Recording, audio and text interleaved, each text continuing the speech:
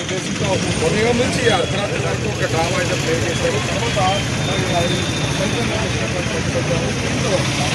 జరిగినటువంటి అన్యాయం 8:30 గంటలకి మా అక్క, మా బావగారు ప్లస్ మా మేనకోడలు ముగ్గురు కలిసి కారులో వచ్చి హ్యాపీగా నడుచుకుంటూ వెళ్తూ చిన్న ఆపరేషనే కదా ఏం కాదులే అనుకొని ఆపరేషన్ థియేటర్ దాకా వెళ్ళారు సార్. ఆపరేషన్ థియేటర్కి ముందు బ్లడ్ టెస్టులు, గుండెకి సంబంధించిన టెస్టులు, అలాగే ఎన్ఎస్టీసీ ఫిట్ పిఎస్సీ అంటారు సార్, ఇవన్నీ ఫిట్ చేసి ఈ అమ్మాయి ఆపరేషన్కి ఎలిజిబుల్ అనేది ఆ రోజు అప్పుడు ఆపరేషన్ థియేటర్ బయట మా అక్కగారు, మా బావగారు ఉన్నారు.